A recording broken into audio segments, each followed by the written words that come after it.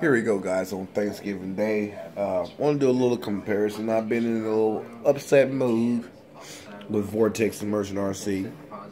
They came out with the 20 amp ESCs for this bad boy, the original Vortex, but they came out with a new one that's even better, which is cool. And they came out with the 20 amp ESCs for that.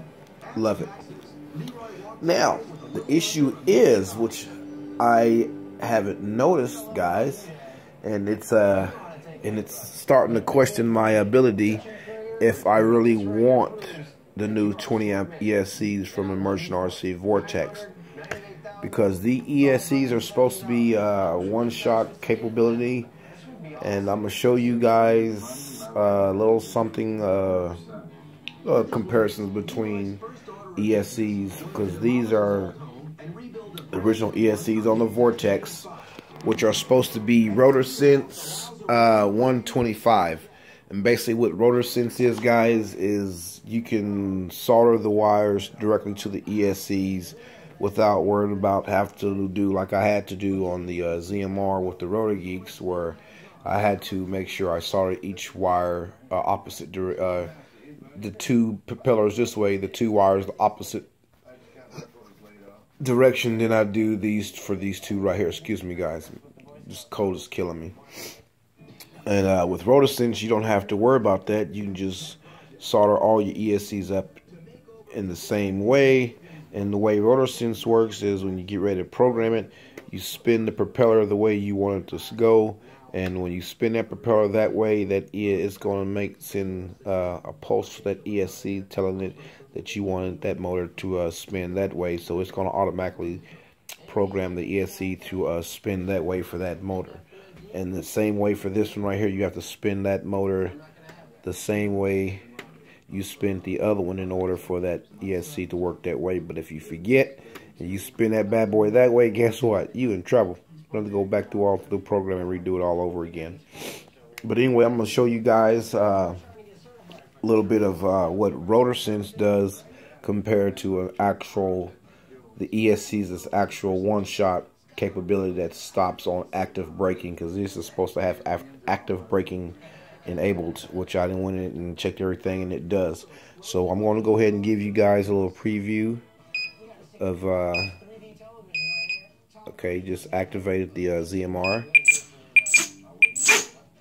You see that, guys? And that's just from the movement of my hands. You can just sit here and watch. Let me go ahead and arm it again. You see how that stops, right, guys? Those blades stop on a drop of a dime. So, yeah, I mean, that's kind of what I'm dealing with right there with the ZMR. Now I'm going to set the phone down here, guys, and disconnect. Switch over to the Vortex and show you guys the setup on the Vortex. Okay. Alright, now the Vortex is activating. Everything's ready. She's ready to go. Alright, now let's go ahead and arm this bad boy. She's armed, ready to go. Watch this. See that? Doing the same thing I was doing with the ZMR, but you see they still spin after it's done.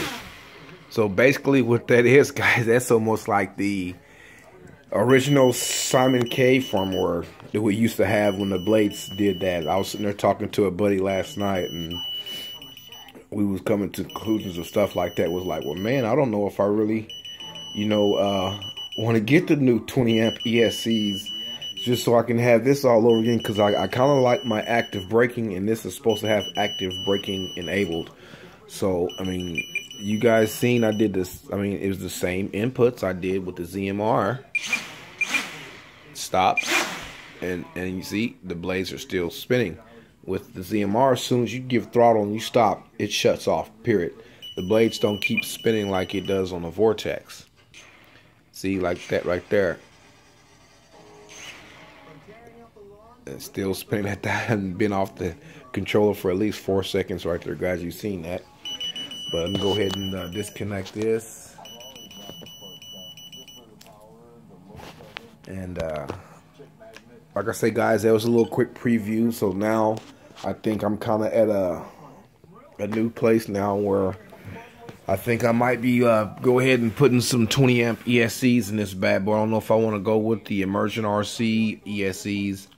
I'll go ahead and get me some Mini Beast 20 amp ESCs to put in here from UBAD, or go ahead and go with the Baby Bees. That way I have my active braking where I need it, like I like it, and be able to get down with this Vortex. But that's something for me to decide. And you know, I just want to give you guys a quick preview video this morning, because I was going to try to go out and fly this morning, but I can't do any FPV because my goggles are down. I had to send my goggles back to Fat Shark because I was having issues when I plugged the battery in, so it would shut off and on me. And guy emailed me last night, said he didn't have no issues with it, and I was like, well, okay, I'm telling you, dude, it does it. Try to plug the battery in the bottom way, the connector on the bottom, and you'll see it. It shuts off on me. But thanks for watching, guys, and like I said, was wanting to go out. Happy Thanksgiving, everybody. But it's starting to rain outside, and it's supposed to get bad.